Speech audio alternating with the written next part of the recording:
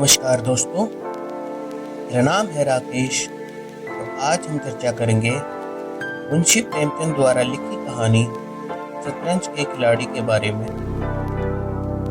जब एक पूरा राज्य बिना लड़े ही हार गया, जब राजा कैद हुआ, शहर सोता रहा और जब दो लोग अपने देश के लिए नहीं बल्कि शतरंज के मोहरे के लिए मर गए, तो समझ लीजिए तलवार से नहीं मानसिकता से हुआ है।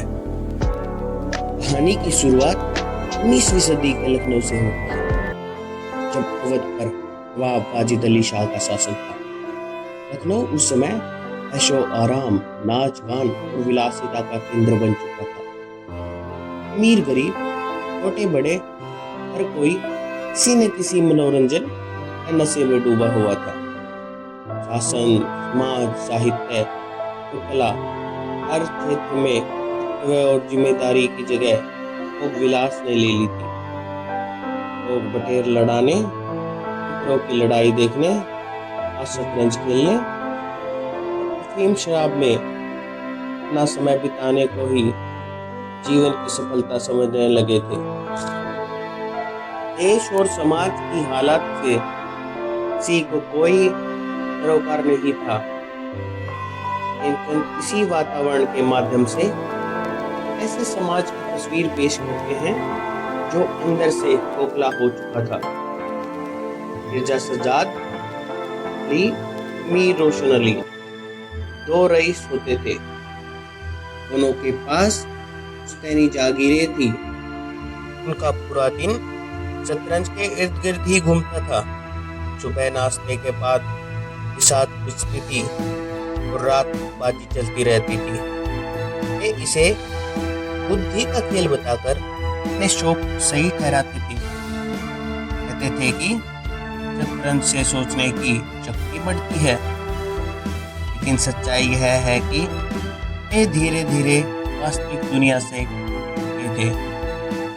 शतरंज उनके लिए खेल नहीं बल्कि जीवन से भागने का साधन बन चुकी थी।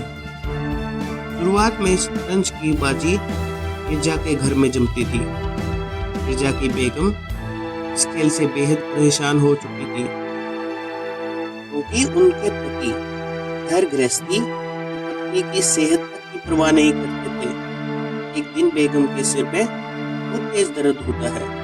वह मिर्जा को हकीम के पास ले जाने के लिए कहती है, लेकिन मिर्जा अहम चाल के कारण जाने में टाल मटोल करते हैं। इससे नाराज होकर बेगम दीवान खाने में आकर शतरंज की साथ लड़ देती है तो मोहरे फेंक देती है। अब मिर्जा और मीर साहब को मिर्जा का घर असुरक्षित लगने लगता है, तो वे मीर साहब के घर खेलने लगते हैं, लेकिन वहाँ भी वही बन जाती है। नौकर परेशान, घर वाले किन, शतरंज अब दोनों के परिवारों के लिए अभिशाप बन चुका था। जब मीर साहब के घर में भी संतोष बढ़ने लगा, तो ऊपर से सेना में भर्ती होने का डर सामने आता है। दोनों मित्र नई योजना बनाते हैं। वे शहर से दूर गोमती नदी के किनारे पुराने वीरान खंडर में जाकर शतरंज खेलने लगते हैं। वे अपने साथ दरी का तम्बाकू ले जाते हैं ताकि पूरे दिन बिना किसी रोक टोक के शतरंज खेला जा सके। अब वे समाज, परिवार, शासन सबसे पूरी तरह कट चुके थे। यह स्थान उनके पलायन का प्रतीक बन जाता है।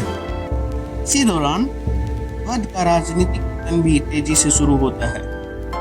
ईस्ट इंडिया कंपनी सेना लखनऊ की ओर बढ़ती है।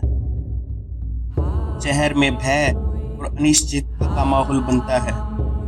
एक दिन दोनों खिलाड़ी देखते हैं कि अंग्रेजी फौज आगे बढ़ रही है। मीर साहब थोड़े विचलित होते हैं, लेकिन मिर्जा कहते हैं, पहले चाल चल लीजिए जनाब, फौज तो आती जाती रहेगी।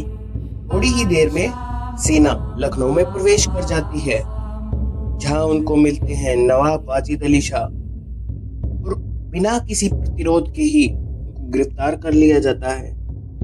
न कोई युद्ध होता है, न कोई खून खराबा होता है। एक पूरा राज्य चुपचाप नतमस्तक हो जाता है। शहर सोया हुआ था और देश गुलामी की ओर बढ़ रहा था। लेकिन मिर्जा और मीर को इस ऐतिहासिक त्रासदी की जरा भी चिंता नहीं होती है, बल्कि वो तो अपनी शतरंज की बाजी खेलते रहते हैं। कहानी का अंत अत्यंत व्यंग्यात्मक और त्रासदी से भरा है। शतरंज की एक चाल को लेकर दोनों मित्रों में विवाद हो जाता है। तर्क होते हैं, फिर बहस होती है और बहस धीरे धीरे अहंकार में बदल जाती है और बात खानदान पर आ जाती है। वर्षों की दोस्ती पल भर में बिखर जाती है। जो लोग अपने नवाब और देश के लिए भी तलवार नहीं उठा पाते, वे एक शतरंज की मोहरे के लिए तलवार निकाल लेते हैं। दोनों आपस में लड़ पड़ते हैं। न कोई जीतता है, न कोई हारता है, बस मूर्खता जीतती है। दोनों गंभीर रूप से घायल हो जाते हैं और उसी खंडर में तड़प तड़प कर मर जाते हैं।